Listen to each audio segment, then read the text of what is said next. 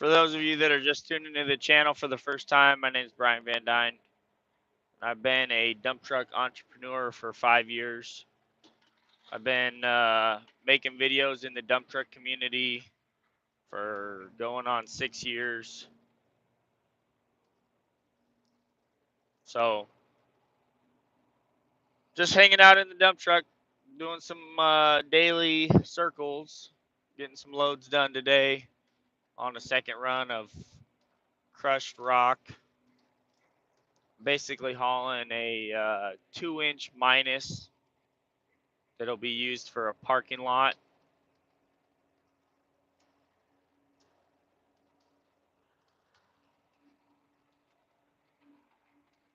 So, not too exciting, not too exciting. Just driving in the rain and trying not to get stuck on the job site because it's getting kind of muddy. We finally started getting some rain here in Washington, which we haven't had rain in the past like 7 months. So, it's nice to finally get some rain.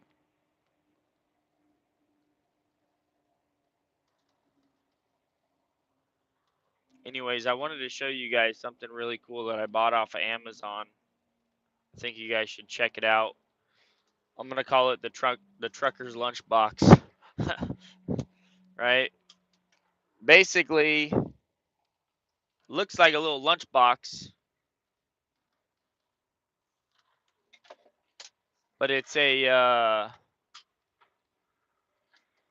basically a little heater. You can put your lunch in there, plug it into a cigarette lighter, heats your lunch up. Way better than the defroster, on the dash. I know a lot of you guys put your lunch on the dash to heat it up. Old timers, they used to put it on the manifold. We don't really have time to open up the hood, throw something on a manifold, you know, drive for half an hour and then pull over and take it off, without it being burnt to a crisp. So we got to innovate, guys. And this is one of the ways that they have innovated. Um, it's pretty affordable. It's only like 30 bucks, 20, 30 bucks. It's plastic. The inside's metal. What's up, Sid? How you doing, brother?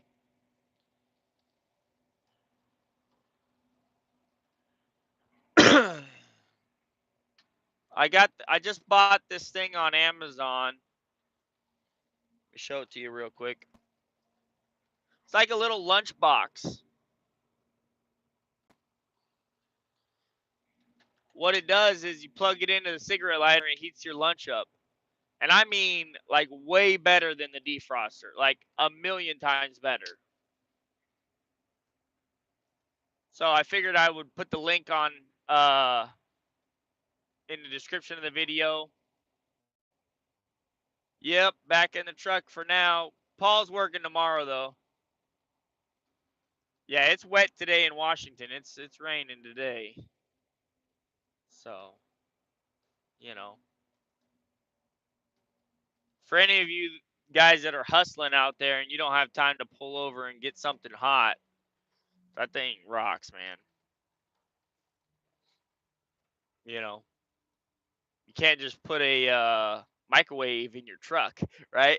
We're not long hauls. We don't have microwaves in our trucks. So this thing, check it out. I put a link in the description. It's like a little lunchbox heater. So, yeah, I'm doing good, guys. I got my haircut done. Looking good, looking clean. Investing in myself, You got to invest in your image, guys. If you got to work out, you got to get your hair cut, look clean, look good. If people don't like the way you look, they're probably not going to like the way you do business. Like, they're probably not going to do business with you if they don't like the way you look. Because people are so self-conscious about who they do business with because it portrays how their business is. It projects their business onto other, onto other people, you know. And especially in the contractor world where people, hey, what's up, Mike? Especially in the industry where people are so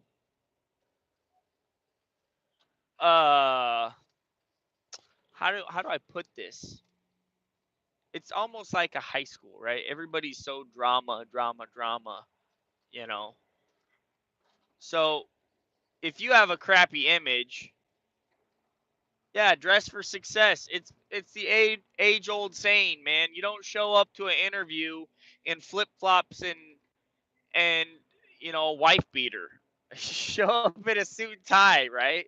Show up in something that presents a good image, right? Somebody walks in, they haven't taken a shower in 2 weeks, you're not hiring them because they stink. Everything about them stinks. As soon as you smell them, you're like, nope, gone, fired.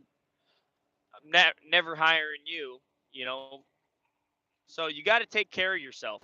You know, and that's exercising. You got to exercise.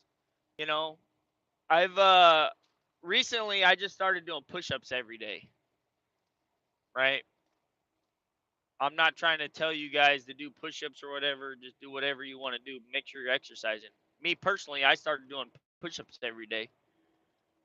Um, and a month ago I started. I could only do like 10 push-ups.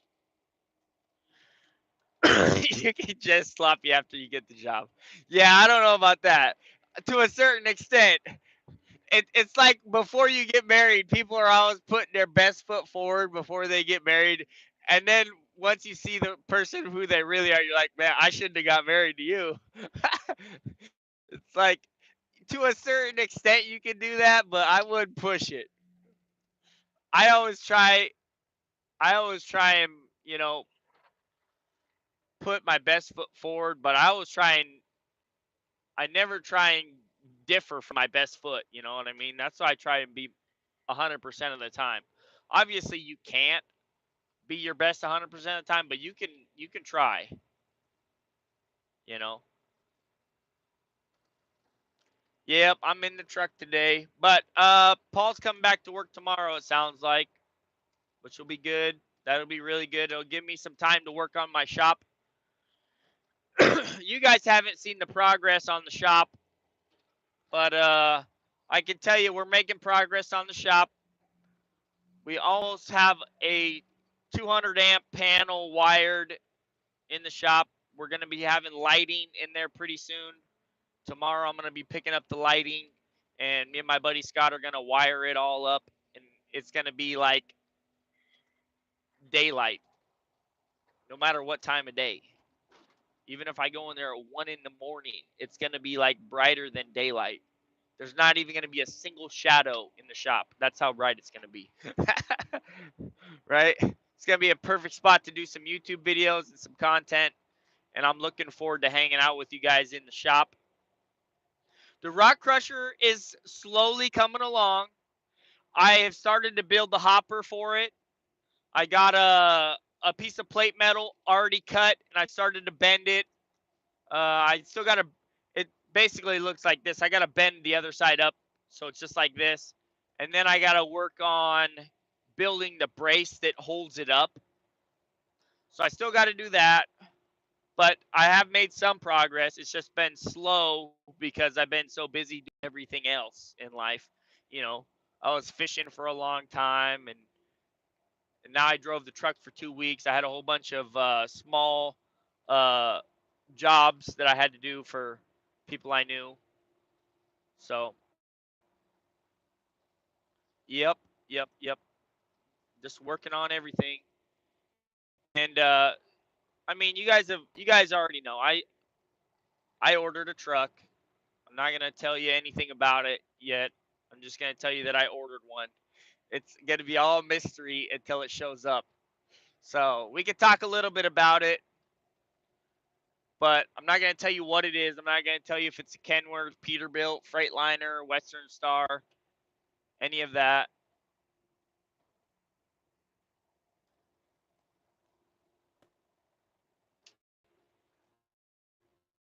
So, that it is.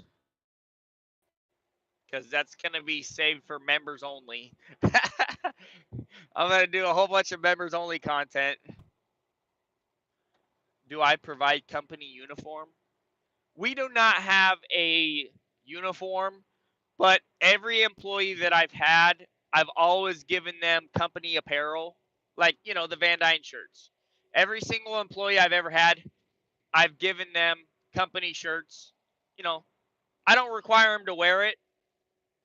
I'd like them to wear it, but, it is what it is. If they don't want to wear it, they don't want to wear it. I can't force them to wear it. That wouldn't be right. So, it is what it is. I'm kind of against, like, I like the idea of a company uniform, but I'm kind of against it. And here's kind of why. So I I have worked for companies where they had a uniform, and let me tell you why I'm against the company uniforms. Because they have like this big uniform service, like let's just say UniFirst or uh you know whatever the other uniform companies are. I'm just naming UniFirst because it's the one that came off my head, the first one. Um, they have these uniform companies that provide uniforms and they wash them and they do all this stuff. And I happen to have worked for a uniform company for 1 week, and I quit that job. I quit it, and the reason I quit was because I couldn't handle it. I'll be honest with you guys. I couldn't handle it. It was over the top for me. I'll never forget the day when I pulled out the bag. They bring these like big sacks with all the stuff in it, right? And so I dumped out the bag, and we were supposed to count the articles of clothing, or the towels. A lot of them were towels, like we did bar towels and stuff. And it was the nastiest thing I had ever smelt in my life. I will never forget the smell. I can never forget it. You're counting these things, right? You're counting them, and then next thing you know, you look down and you think you're seeing rice on the table, and then next thing you know, the rice starts moving and it's maggots. Oh my god! Like that was, like it was so bad. I had to quit, and I couldn't do it. I couldn't take it. So I left that one. I left that job. You know, and they tried to give me a shot. I tried to make it work. I could not make it work. It was too stinky for me. Just couldn't do it. So, you know, it's just one of those things. You can either handle it or you can't. I couldn't handle that job, so I left. And it kind of left a mark in my head. Like, they wash all your clothes with all that stuff. Like, oh, hell no. Hell no. I can't handle the thought of that. Like, no, no. I don't care what kind of detergents they're using. It ain't enough. It ain't strong enough. I'm not doing it. That's like you go wash it off with water, right? And you're like, oh, it's all good. Let me put these back on. Nope, not happening. So it's just one of those things. I couldn't take it.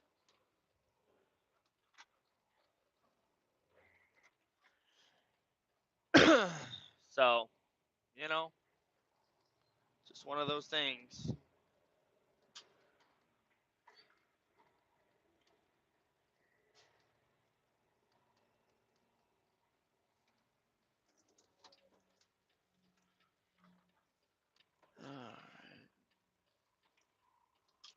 All right, just pulled up to the job site.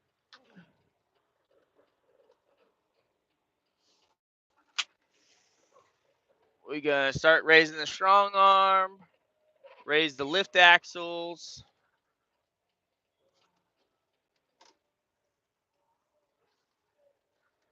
That's how we do it. That's how we do it. Make sure there's no power lines anywhere.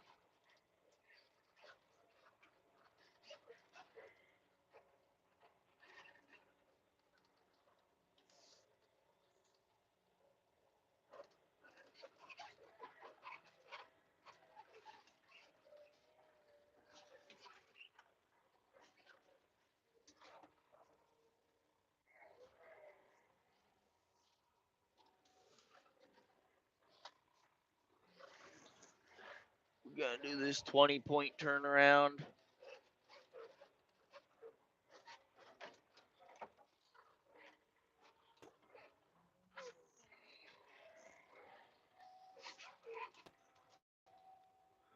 One of the things about these super dumps that you got to be aware of is the weight of the truck. Like, you got to be aware of how much you weigh, right? So these super dumps are not light. Like, you got your normal triaxle dump truck, 56,000 pounds, super dump. I mean, if you're overweight, you could be as much as 87,000, 90,000. You know, it just depends on how, what the loader was doing when he loaded you. You know, you can be right at weight, 82,000. That's almost double the weight of a triaxle, guys. So, like, you got to be aware of that when you're pulling into these job sites that are muddy, wet, slippery. You know, you got to be aware of it because,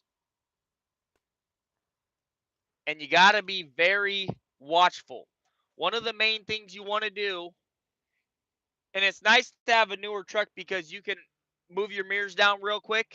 You can watch the bottom of your tires. This is one of the things I always do. I always watch the bottom of my tires, and I watch to see how much the tire sinks in the mud. If it sinks more than this, you're in trouble, man. You should not be there if you're sinking more than this. You know, are you going to get stuck if your tires sink this much? Probably not.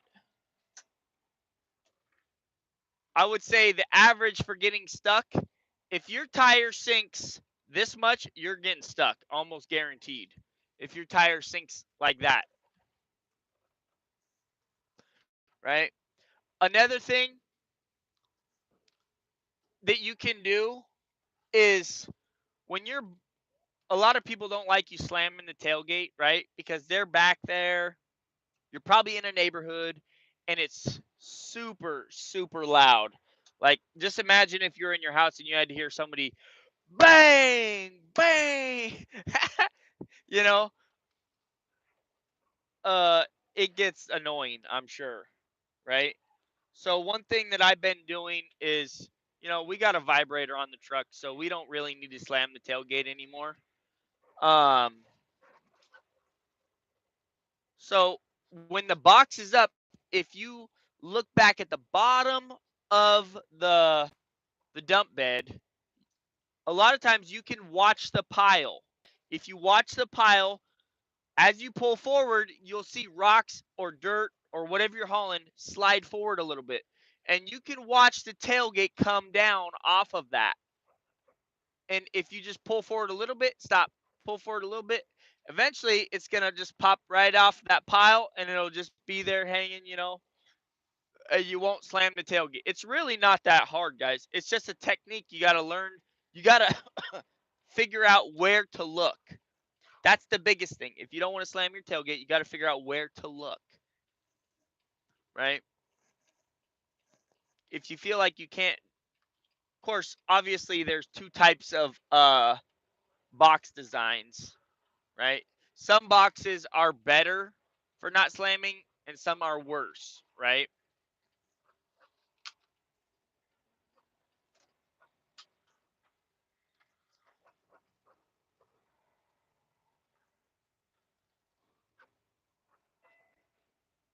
Yeah, come on, hurry up and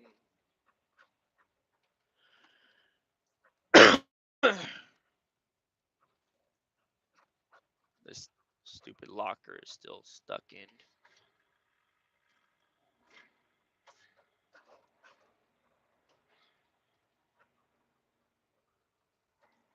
There we go. So yeah, you just got to pay attention to, the pile. You can watch the stuff sliding down. That's how you know if you're gonna slam your tailgate. Let's get some questions, guys. You guys have any questions? Gotta hate the west side traffic. Just dropped off 2 trucks at Murphy, and I couldn't deal with this every day. And make sure you don't roll your tailgate back into your pile. That's another good one, Corey. Yeah, you don't want to have your tailgate up.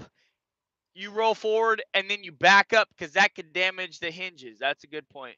Can you say if you order a strong arm or a maxle or a lift or a maxi lift axle? Good question, Sid. I could tell you, uh, you're gonna be surprised with my next choice. How about that?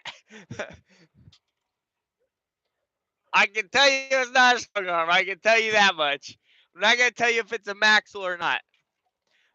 I will tell you that it's not a strong arm. I did not buy another strong arm. You know, after owning this truck for 2 years, has a strong arm been a big inconvenience? When I first got the truck, I wanted to kill myself. That's how much I hated it. But after owning it for 2 years, the amount of problems I've had with it, I really haven't had so many problems with it that, you know, if I could go back, would I do it again? I don't know. I think I would still prefer to have a Maxell because I hear they have a lot less problems. You know, usually they don't have a problem with the Maxell itself. Usually they have a PTO problem, from what I've heard. You know, people have had PTO problems with Maxells. Do they link it to that as the problem? I don't think anyone with Maxell has ever said, "Oh, the PTO has been a problem because of a Maxell." But I've made that connection in my head because everybody with strong arms hasn't had PTO problems. Only Maxell owners, right? That I've noticed. I could be wrong on this. This is just my observations, right? Dude, you guys got to get one of these. I put the link in the description. It is a lunchbox for your food. You can heat up your food way better than like the defroster. Links in the description. So, you know, would I go back and buy a Maxwell instead of this? I don't know. I really do like this truck. It's been a good truck. You know, it's had its breakdowns, obviously. But, even with the breakdowns, we've gotten through everything, right? We got through everything. I think they're, uh, you know, it's hard to say what truck is going to be the best for your business, right? A lot of it comes down to what do your customers want, right? If you're doing a lot of on-site work, you're not going to buy a side dump, right? Because side dumps aren't on-site trucks. Those are like, you know, for highway work, utility work, where they can just pull up, they can load you as they go, and then you split, and then when you bring the product back in, you can just dump right into a ditch, right? An end dump, like you're not gonna put like stumps in a 5 yard dump truck. You're only gonna put one in there. You're gonna get an end dump where you can put, you know, 30 or 40 stumps in it. So I can't really say like what the best dump truck is. They all have their own niche. I will say the super dumps have become so common in Washington. Like they really are one of the best platforms to have in Washington because of the versatility. You can haul basically any type of product smaller than like 10-inch, right? Anything smaller than 10-inch, you can haul it. If it's bigger than 10-inch, you ain't hauling it. You know, they work really well for asphalt, right? Like if you're in the asphalt industry and you want to haul nothing but asphalt, you got to have a super dump. Just because of the turnaround time and the job sites. Transfers are outdated. You can't use a transfer hauling asphalt anymore. Like it just makes no sense when there's super dumps out there because sure you can haul like 2 or 3 more tons of asphalt, but you're parking your trailer on the job site, which takes up so much space. Think of all the amount of space. Let's just say you have 3 transfer trucks on one job site. Think of all the space those transfer trailers are going to take up. Whereas the super dump's hauling the same amount, and they ain't taking up half the space. You know what I mean? You can fit way more trucks on a job site. Have transfers, disappeared from the industry? No, they're not going to disappear for a while because they still have a benefit, right? They still move more tons than a super dump. Not a whole lot more, but they do move more, and they can get in the same size job sites as a super dump. But the downside is they got to find somewhere to park that thing. And with my customer, working for the quarry, they're not getting paid by the hour, so they got to think of all that time they're spending transferring and doing this and doing that. And a lot of times, if a super's on a haul, he's gonna get one more load than a transfer. Usually, I mean that's just it is what it is. Usually, super dumps get more loads, especially if there ain't no transfers in the way or truck and trailers in the way. We'll be mobbing. I mean, just be boom, boom, boom. We'll get it done, because we're getting paid by the ton. And they know it, you know. A lot of times they'll be in front of you and they'll be just like, hey, just go around me if you want. I know you guys are a little bit quicker. Like, hey, thanks, man. You know, it's not that you're trying to race, but we're all trying to make money, and we don't want to hold somebody else up, right? Truck and trailers are good, and I don't see truck and trailers going away as much as I did, when I first bought into the super dump thing. TNTs aren't going away either because here's why. These massive job sites, there's always going to be these massive job sites. They're going to be building a warehouse somewhere. Always. You know, they're going to be doing some big project where they have to move volume. And the best way to move volume is TNT.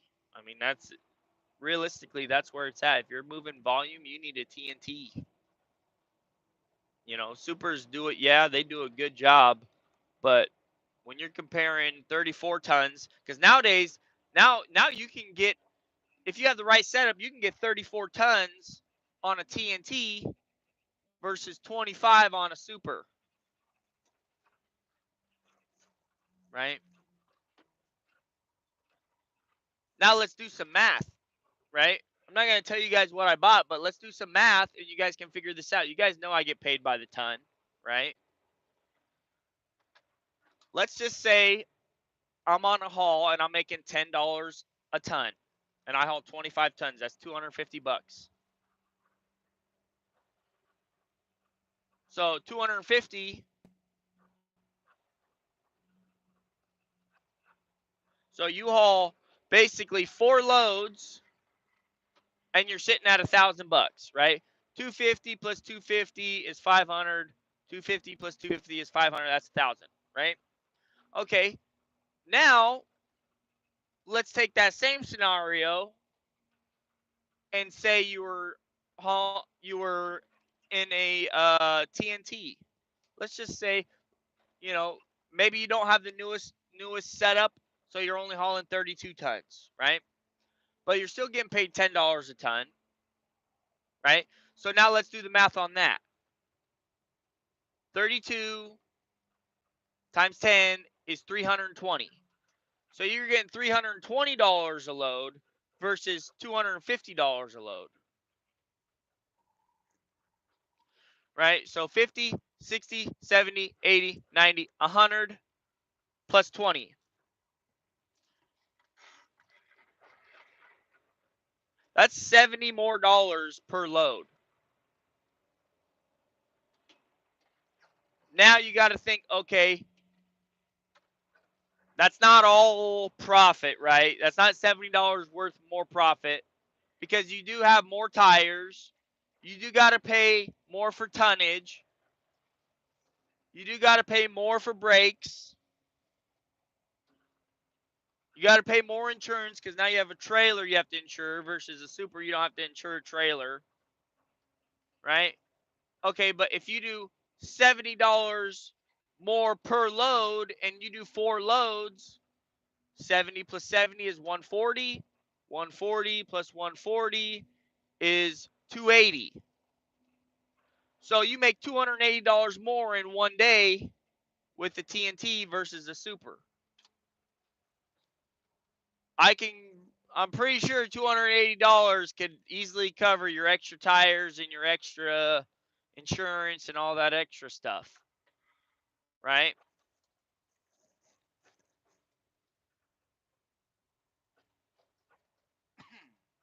So, you know, these are these are my numbers personally, guys. So, you know, your mileage is going to be different, right? If you're in a different state, they pay, let's say you only get $7 a ton, you know, or $6 a ton where you're at. You got to do that math yourself. You know, I basically just figured it out for you. Basically, that's how you do your math, you know.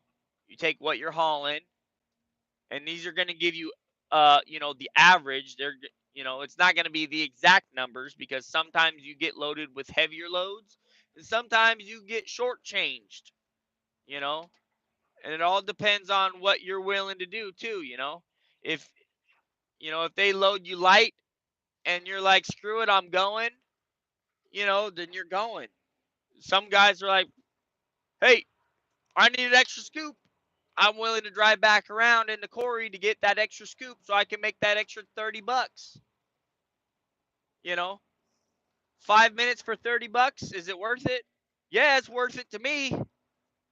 I'm not leaving the quarry with the light load because I know that that you know, if let's just say, right, you're in a super, 25 tons is your legal limit, right? And let's say he loads you at, let's go easy. Let's say he loads you 1 ton light. That's $10 you don't make. If you do 4 loads, that's $40. If he loads you 2 tons light for 4 loads, that's 20, 40, 60, $80 that you got shorted, right? $80, that's like, shoot, that's 1/5 of the money it took to pay my fuel. No, so I would say typically in Washington it's hourly. I would say the most common contractors that are going to hire you are usually hiring you hourly, right? But I'm in a unique situation where I work for just the quarry, right? Nonstop, 24/7. I've pretty much just cut off the other customers and I just work for the rock quarry because it's so consistent for me. I don't have to call somebody. They send me the dispatch. I don't have to call anybody. They send me the dispatch. I just immediately forward it to the driver or I look at it myself if I'm doing it. I'm not hunting and searching for work. It comes to me now. So that's the situation I'm in. So I haul by the ton, right? Every now and then I'll take gigs, uh, that pay by the hour. Right now, I think super dumps are making anywhere from, I've heard as low as 160, I've heard as high as 170, and those are private wages. Those aren't prevailing wage rates. Prevailing wage rates I've heard from 190 to 205, right? Where do I sit in that range? I'm not leaving. My truck's not leaving if I'm on a private job. If I'm not making 165, I'm not going. With the price of fuel, I'm not going if it's not 165. If it's prevailing wage, I'm not going if it's under 200 because I know the hassle it is to fill out all the extra paperwork, dot T's, cross the I's. Prevailing work is a pain in the butt to me, you know, and they really don't pay you anything extra. You actually make less money when you do prevailing wage, especially if you have drivers. The doing the prevailing wages for them. It's not for you. You make less. It's for the drivers. If you do P Dub, it's so they can have a better life, so they can make more money. Nice. I'm always hunting for the jobs, haha. But it works thanks to learning and watching you. Yeah, thanks Corey for watching, man. Good question. Good question. You know,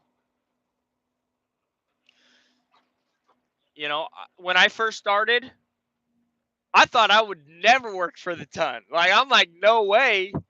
You're not gonna put the risk of stupid. Like, why would I ever take the liability of hitting horrible traffic and taking that loss on myself, right?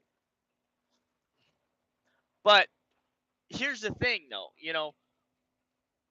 The situation I'm in is going to be different than the situation everyone else is in, right?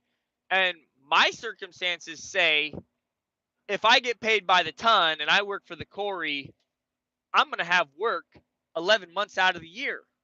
11 months. Not 6 months, 11 months, right? So that right there is like, well, you're going to have a couple bad days sitting in traffic where you're going to make 50 bucks an hour, Brian. But guess what? When you're working in the dead of winter and everybody else is sitting on their hands, that's when you make your real money. That's the consistency is where you grow long term, right? And a lot of the guys, you know, are like, well, I'd rather haul asphalt for, you know, 175 an hour, 180 an hour, and get my 6 hour minimum, and then in the wintertime sit and do nothing, do whatever. That's all cool for you. If that's what you want to do, that's what you want to do. Me personally, I'd rather have the truck working every day, consistency. It's just I feel like it's the tortoise and the hare argument here, right? You can either work consistently and make a consistent wage year round, or you can get these little spurts where you really hit it hard and you really make some money, you know. But I'm also at the stage where I can kind of do both, right? I've locked in my position with the Corey. We haul for him every day. And every once in a while, if somebody hits me up for night paving, I do it. Like, heck yeah, sign me up. I'll hop on that immediately, you know. Does night paving happen every day in Washington? No, it doesn't really happen every day because we don't have to pave that much in Washington. Usually they get the paving done in, you know, probably 7 months of the year. You know, the other 5 months, they ain't paving. I can tell you why. It's raining too much. The temperature is too cold. There's snow all over the place. You know, like the big one is the rain, though. You can't pave when it's pouring down rain. And Washington is known for rain, right? You can't pave with a half a centimeter of water on the roadways, right? You can pave if there's a sprinkle on the roadways, but if there's a half an inch or a quarter of an inch of water running down the road, you're not paving on top of that. You can't do it. It doesn't work like that. So, you know, you can make a whole lot more money, put less wear and tear on your stuff, hauling asphalt, but at the end of the day, you're not going to stay as consistent as I am. You know, it's just, it's like playing the stock market. There's two ways to play the stock market. You can either just go in balls to the walls once, or you can dollar cost average. You know, it's up to you, whichever way you want to do it.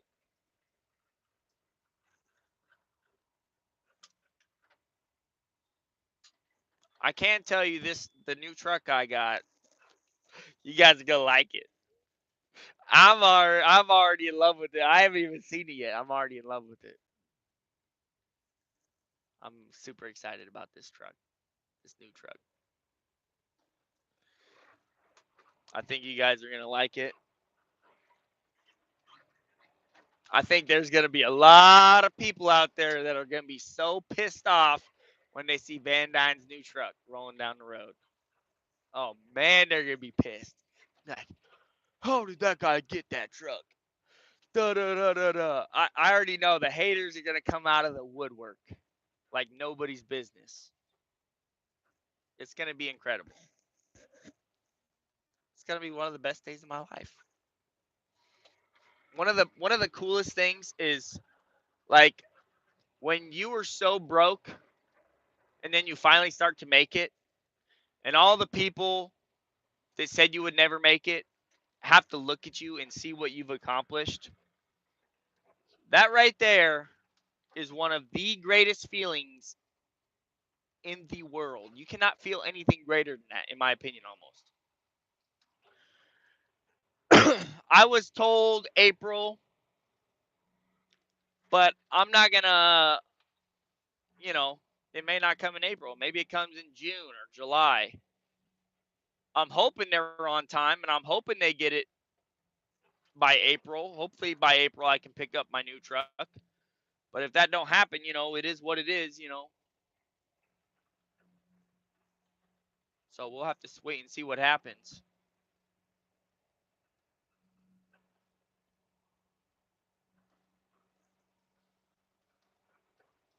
I'm super excited about it though. When you've come from nothing, and I mean literally nothing. Like when I lived in Tacoma, Hilltop, Tacoma. If you guys are from Washington, you know Hilltop, Tacoma is the ghetto. Like we literally had pigeons in our roof crapping on people that walked into our house.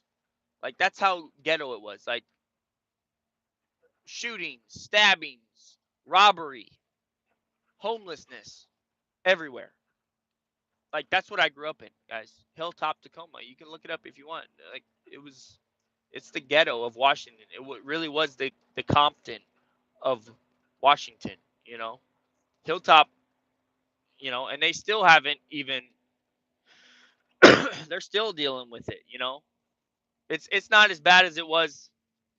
As some areas now, but back when I was growing up in the '90s, whew, it was bad. You know, as a kid, I got my parents didn't even have the money to buy me a bicycle, guys. Right? Like I remember my parents going to some church thing and they were giving out bikes. That's how I got my bike. My parents couldn't afford a bike. My mom, I'm I'm not trying to talk trash about my mom and my dad, but I'm going to tell you guys the reality of my situation.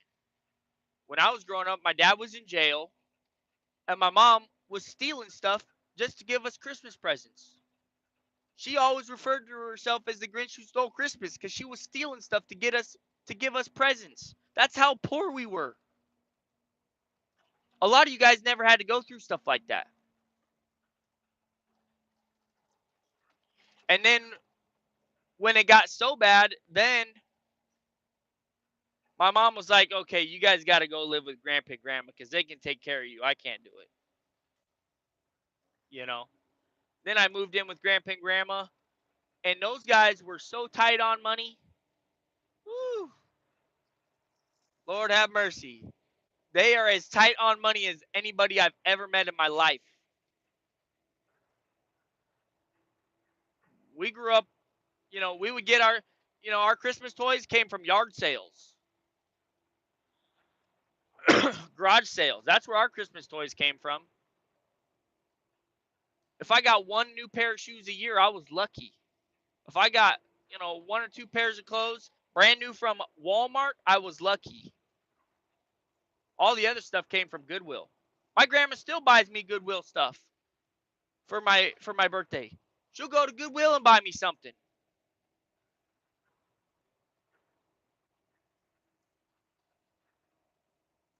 So when people are like, Brian, what do you try to flex on everybody or what? It's like, dude, I'm freaking so happy from where I came to where I'm at now. Like, there's just no comparison.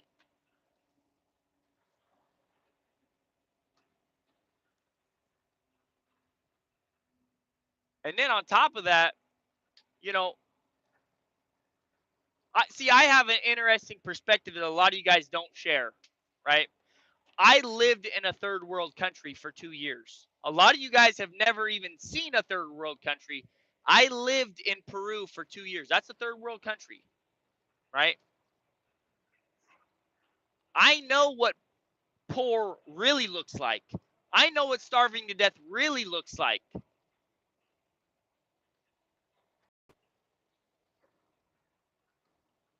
Like, I've been in where their walls were made out of mud and the roof was made out of some thatched bamboo. Like, I've been in houses where they've had dirt floors and they sweep the dirt floors with a broom. And they put oil down on the dirt to keep the dust down.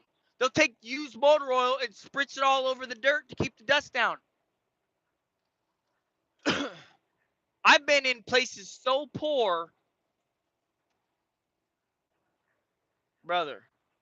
You guys don't know what poor is. If you live in the United States of America, you don't know what poor is. The homeless people are middle class to the places I've been where they're poor. They're middle class. They don't ever have to worry about finding food. They can go to any trash can and pick out some food. Think there's trash cans in Peru? No, there ain't. Everybody piles their trash in the middle of the street. There ain't no food in, I guarantee you that. If there's one scrap of food, no. No. See, that's another thing about Peru. Like, when you're eating, you clean your plate. If you're having chicken, there better not be nothing but a bone left over. And you better eat what's in the bone too. You better eat the marrow out of the bone before you insult somebody. In Washington, in the United States, inbound at the washout. If you eat a piece of chicken, there's gristle, there's fat, there's skin.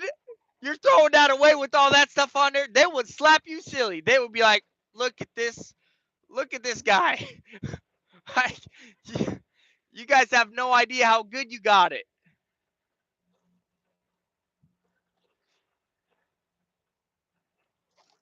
Inbound, one lane bridge.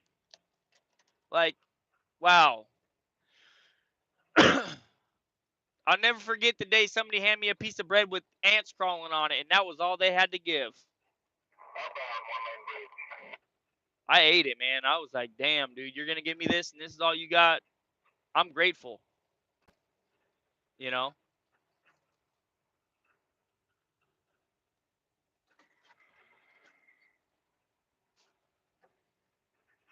You guys have no idea what the real world's like outside the U.S. You guys have it so good. Inbound, lower 90. You guys have it so good.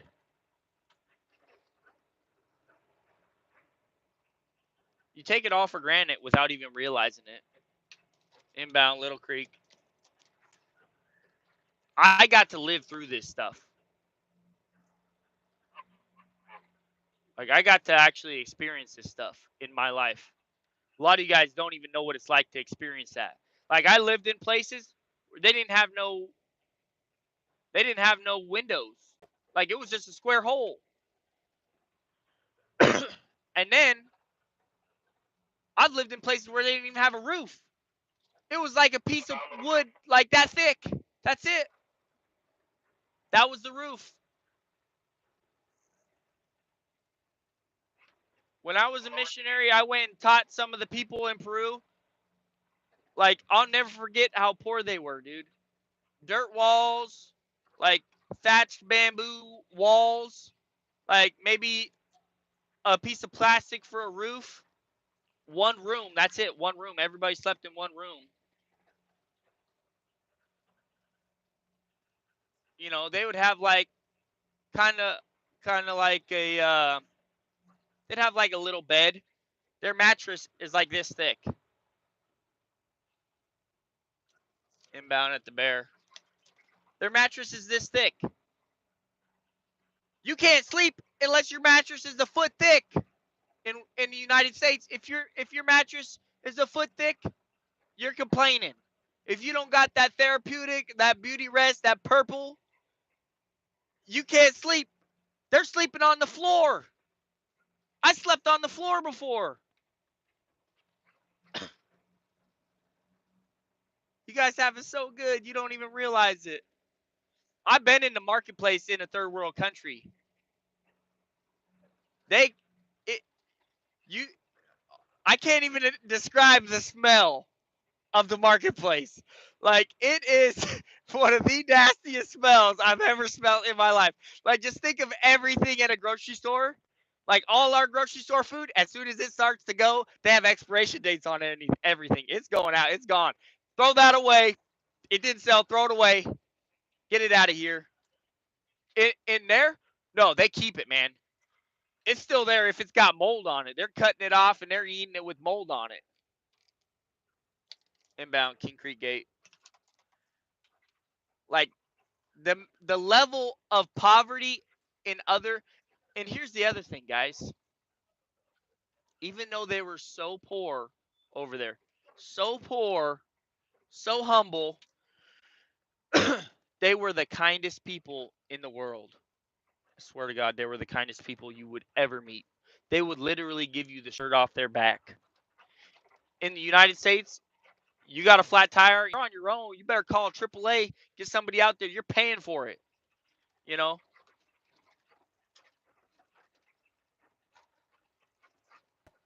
I've been in somebody's house before, and I was like, "Hey, I need to use the restroom." They're like, "Oh, we don't got one."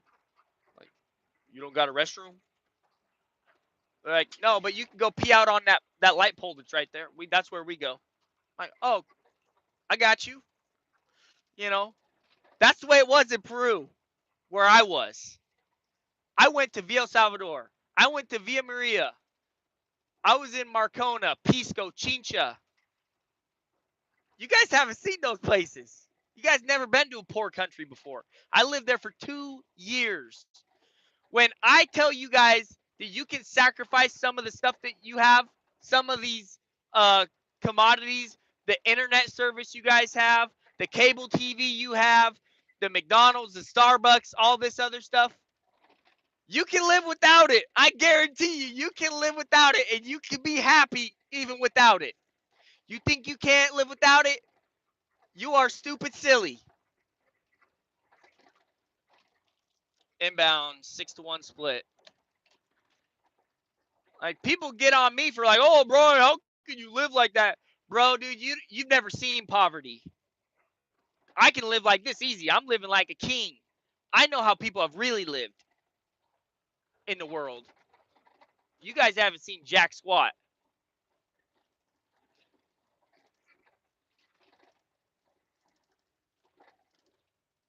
It amazes me how ungrateful Americans are and how good they got it that they can't even sacrifice a $5 coffee to build some generational wealth for their family.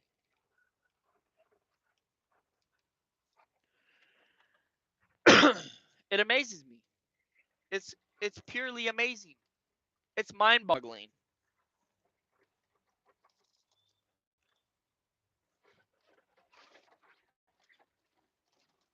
You know, it's just, there's no way to explain it unless you've actually seen it and lived it. You can't really explain it. Like, I'm doing the best I can, but you guys ain't getting the picture.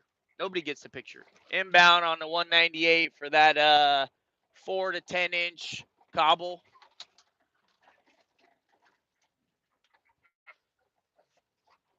So you guys think I'm living a crappy life in a camper. Bro, living in a camper is living like a king in a third world country. It's all about perspective. It's all about perspective, guys. Think about it this way. I'm living in my camper. I've lived there for 2 years. Probably going to live in a camper for 5 years total. And then guess what? Then I got a 2,500, 3,000 square foot house that's worth, probably 700 to a million. And it'll be paid for. It'll be paid for. Think about it. Is that really a sacrifice? Is that really, something to complain about? 5 years for the rest of my life to live in a freaking mansion? It's basically a mansion, guys. In Washington, like, you know, compared to the rest of the world, 3,000 square feet, 2,000 square feet, that's a mansion. And the thing that makes it best is it'll be paid for. I've paid cash for the septic system. I paid cash for the well. I paid cash for the driveway. I paid cash for the power. I paid cash for my whole shop so far.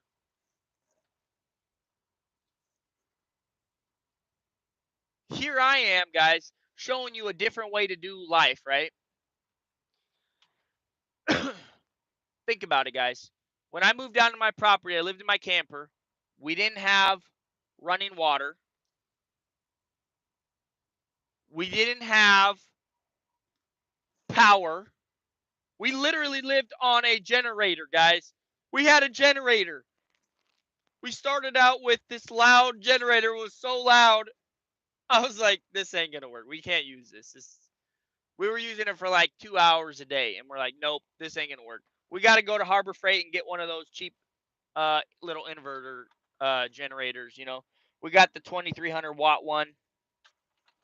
It worked amazing, but it didn't quite have enough juice to do like everything all at once. So we're like, yeah, let's upgrade. Let's get the 500.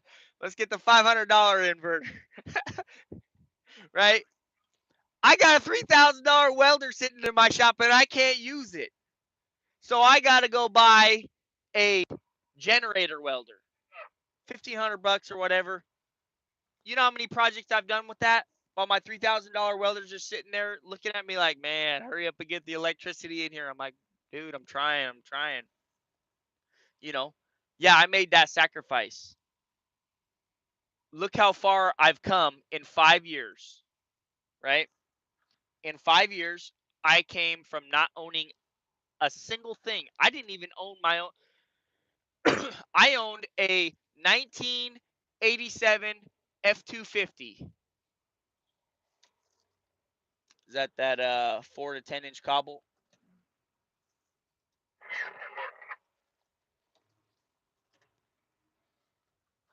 They weren't loading it off of that pile last time. Okay, so think about it. I owned outright. All I had was a 19. I think it was an 87. Maybe it was an 85 or 84. I'd have to go back and look. It was an F-250. It was. I bought it for $1,500. You know, I had a mortgage on a house that I bought. You know, and I didn't really have a lot of equity in it.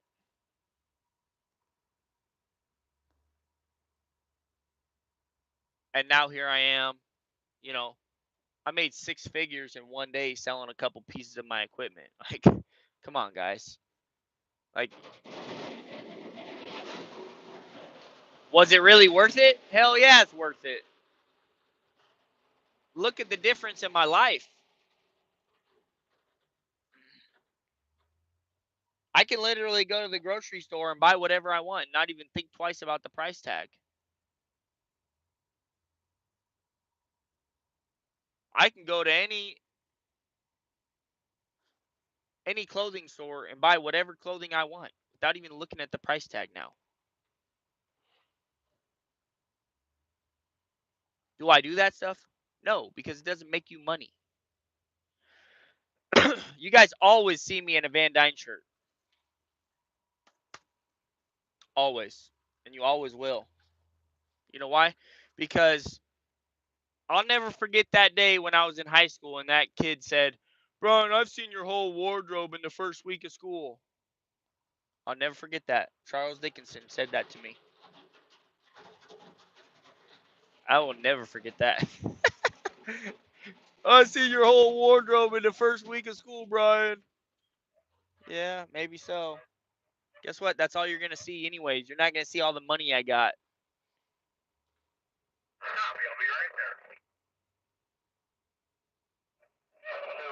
Yeah, thanks for watching, Corey. And if you don't get the notification, man, hey, check out the channel, check out the playlist. It's all on there, man.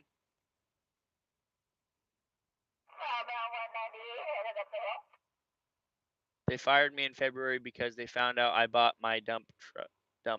Pushed me to go all out. Hell yeah, dude. Hell yeah. That's exactly what happened to me, brother. Dude, that's exactly what happened to me. Except for they didn't find out I told them. I said, hey, Aaron, you already know I bought a dump truck. I've been working on it. June 30th is going to be my last day. And this was in April. 2 weeks later, a week later, he fired me.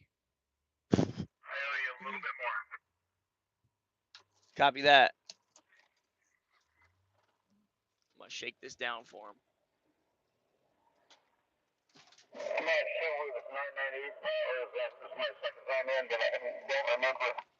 Yeah, where are you at? I'm on top of the flat wagon.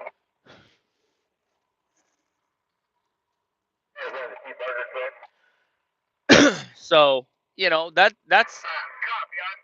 that lit the fire under my butt too. When when he's like, "You're okay, you're fired." I'm like, "Okay, I got two options. I can either go get a job and be a slave again, or I can start my own business."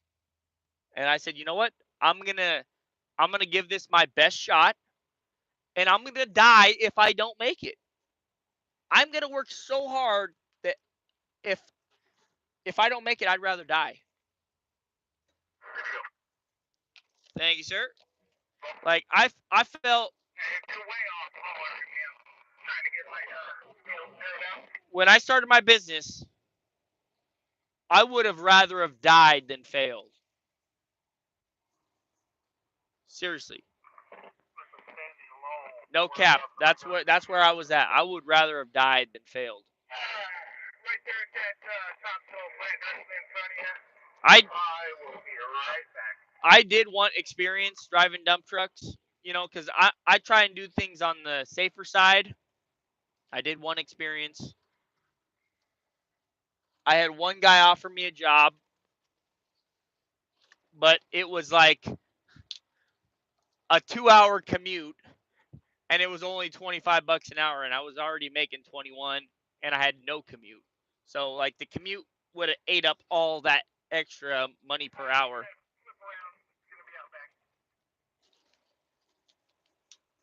And it didn't have benefits. So I was like, I appreciate the opportunity, but I'm gonna have to pass on that. I think I'm gonna go my own route and start my own business. And he was cool with it. You know, Robert, he's been there since day one. You know, he's been a good friend. He helped me out a couple times diagnosing the truck, you know, and fixing an issue or two.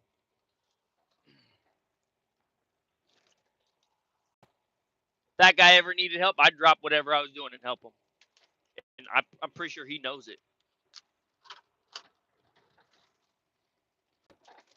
You know, but I'll never forget the day, you know, when I got fired. I came home and my wife were talking, and we're like, you know what? Let's go for it. Let's do it.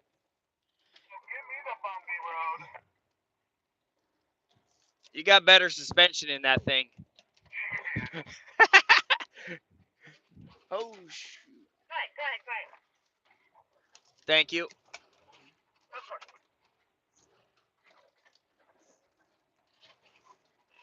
So it was like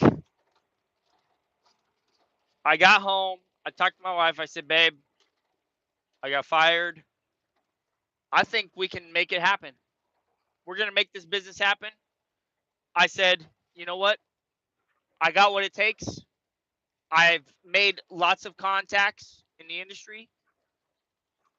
I've had people say they were going to help me out. And so let's do this. I told her, I said, I need one more week of purely working on the dump truck, getting all my ducks in a row, getting my insurance paid for, getting my tonnage paid for, and then we'll go to work. And I'll never forget that first day. I sat in a camping chair in my bedroom, and I made 30 to it was like 30 or 40 calls to other companies saying, "Hey, this is Brian Van Dyne. I just got my dump truck on the road. I got my licensing and everything, and I'm ready to rock and roll. Let me know if you guys need a rental truck. I'm motivated and ready, you know." And nothing, nothing. And you know what? The next day, I was going to do the same thing over again. I was going to call those same 30 companies, same 40 companies. I was going to call them every single day, just harass the hell out of them. I was going to call them every single day until I got on to work. I didn't. That's not what happened though. 9 o'clock that night, I got a text message from one of my buddies, Corey, and he said, "Hey man, you want to work tomorrow?" I said, "Hell yeah, dude. Send me the information." He's like, "I'm gonna send you guys' number. He's gonna call you." I'll never forget the day Pat called me up. I'll never forget that day. That evening. It was like 9:30 at night, almost 10 o'clock. He's calling me up like, "Hey, this is how the job's gonna go. We're gonna get there at this time. You know, show up a little early. Don't rush. You know, we're getting paid by the hour type deal." Van Dyne 009 coming on with the 4 to 10 inch cobble for Eco Grind. And so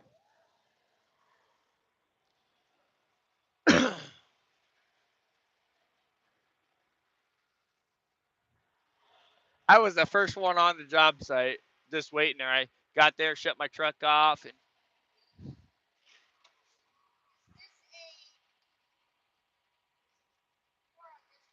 yeah. I don't think they haven't sent me one yet though. I don't think.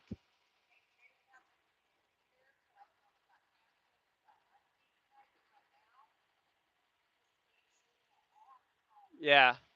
Yeah, Amy knows about it. I already told her.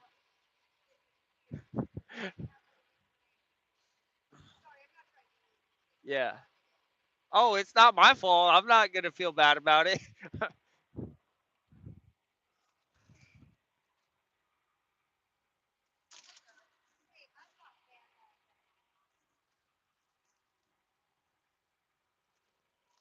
I still do work for my first customer. Yes.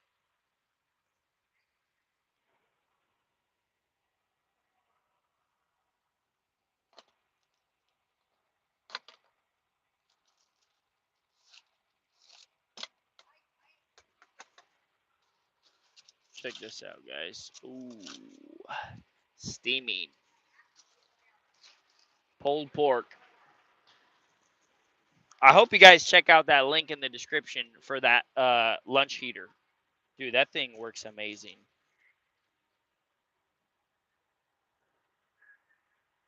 I'm sorry, guys. I'm gonna eat a little bit in front of you because I'm starving. 4 to 10 inch.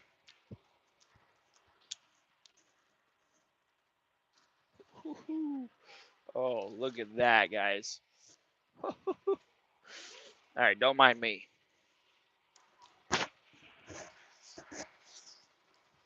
Mm.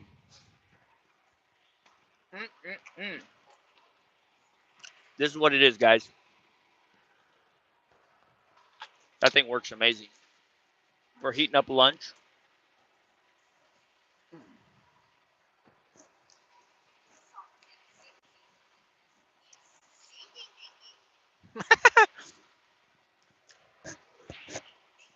Michael's 8, that's Sport Training 2005, Sale 2.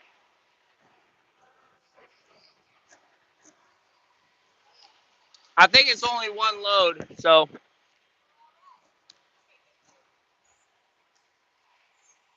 And you don't have to see me tomorrow. Hopefully, Paul's back tomorrow. He's doing better.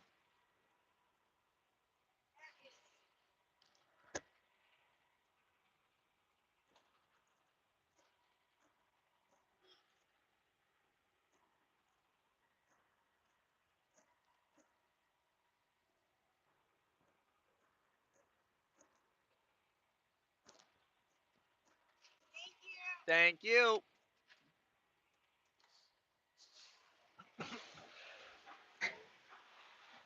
This load's a good load.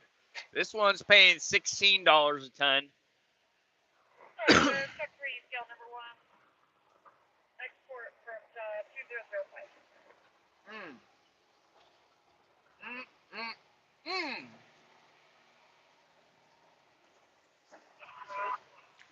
You guys have got to check this thing out. This thing is a life. This thing changed my life. Basically, it's like a microwave, but for your dump truck. Like, we don't have time to stop and, you know, hit the hit, hit a microwave or something. There's no microwave for us to warm our lunch up on. No microwaves, guys. You got your defroster, which sucks balls because it takes like 2 hours to heat your food up. Or you can buy one of these off my Amazon link and have your lunch ready in like 10, 15 minutes.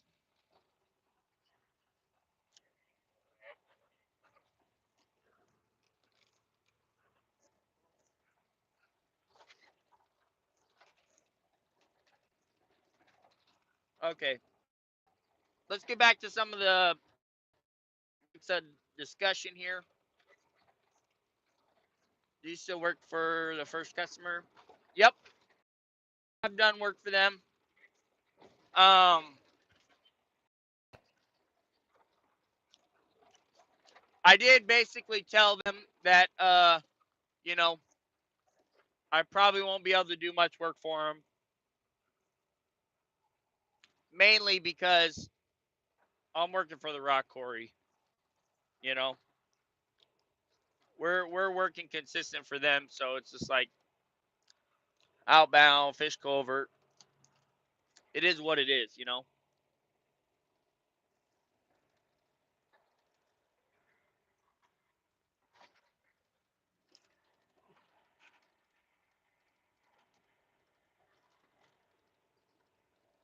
I'm very happy working for the rock quarry.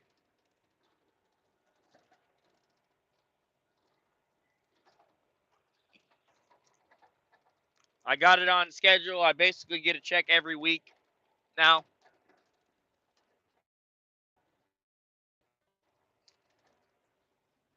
It works out amazing.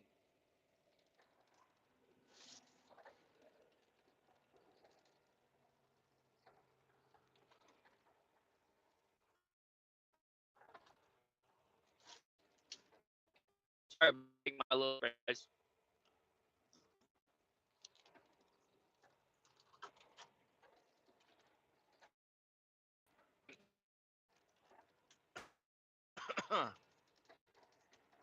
Inbound fish culvert time. Is anybody coming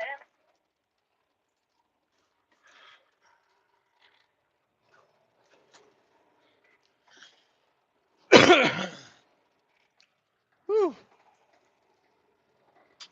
Well, on this dump truck, I got an idea. I'm gonna tell you guys what all the maintenance that I've done on this truck since I bought it. That sounds like a good topic for discussion. Everything I've done to this dump truck since I've owned it.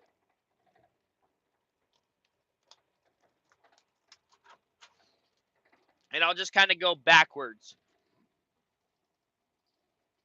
So the last thing I replaced last night, I replaced the windshield wiper blades.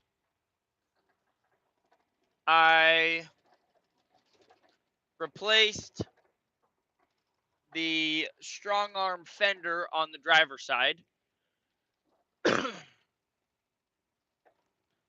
I have rewired both the fender lights for the strong arm. The wiring just was shot. It shakes around so much, they go bad so quick. Right? Another thing I have done to this truck,